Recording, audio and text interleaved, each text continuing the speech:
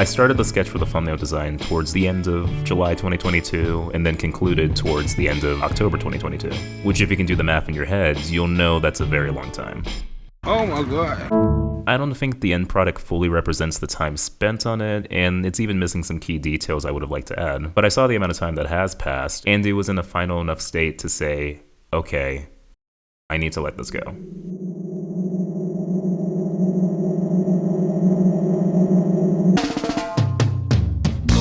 I think it's fair to point out this drawing wasn't the only thing I was working on for 4 months. There were so many different archive channel videos I was working on around this drawing. The blooper highlight videos for the Link Asnable holiday specials, some stuff that has been uploaded but won't be made public until I start and finish certain main channel videos. And this other drawing, which was started in the end of August 2022, for another archive channel video, which hopefully I'll start and finalize as well by the time this video goes out.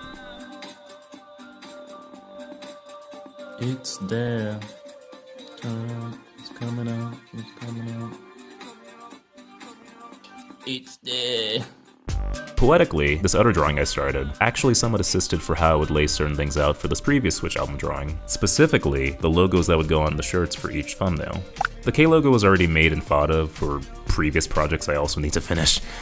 So when I initially sketched the full bed and body, I also sketched the logo. But how I would pick the colors and what they represent would be purely influenced from what I was doing with this August 2022 drawing.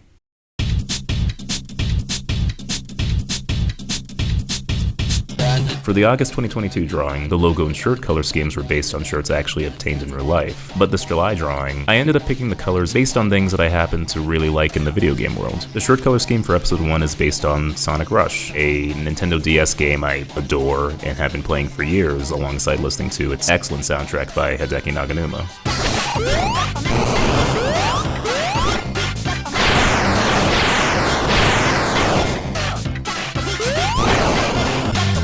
Episode 2's shirt colors are based on Jet Set Radio, another Sega-made game that also happens to have Hideki Naganuma doing a lot of the music. That wasn't intentional when making this choice.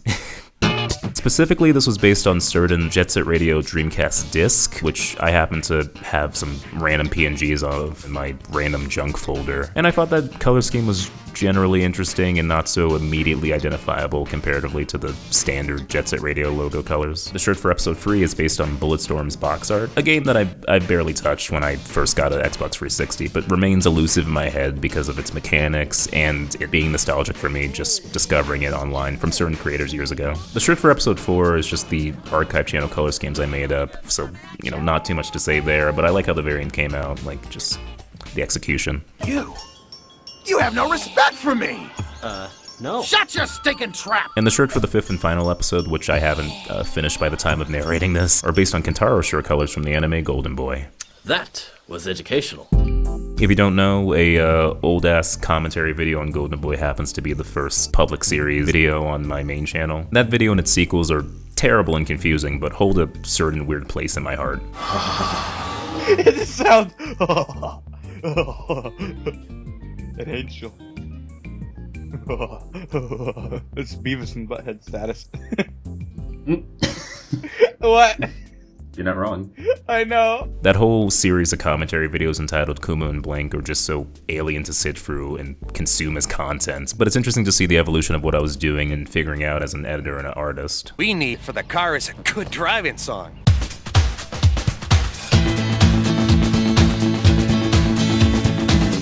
The McDonald's Halloween episode, while still cringy, had cool and smart editing choices that I didn't even remember doing. Which is great, because as a commentary and as an editing job, I absolutely hated how the previous episode turned out.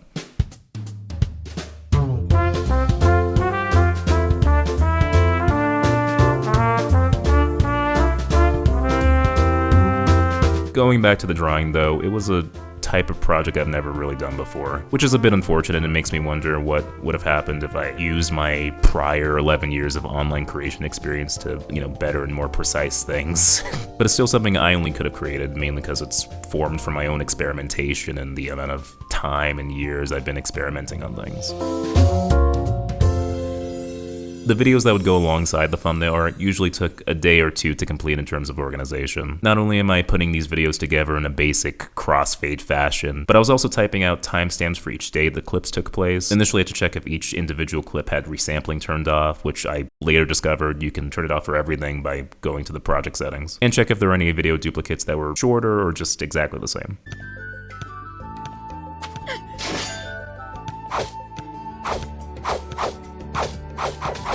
I also made secondary video uploads for all the Switch album clips being completely isolated and without crossfades into each other, a raw clips upload version for each episode.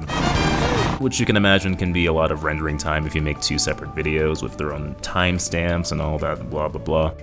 In the end, the videos were done and uploaded many months prior, and then instead of watching Halloween movies in October 2022, I spent most of my time working on this drawing after getting to a decent conclusive state with the August drawing. The slow progress for both drawings have been posted on my art-only Twitter account if you wish to see them not moving in keyframes. But yeah, that's about it, so toodles.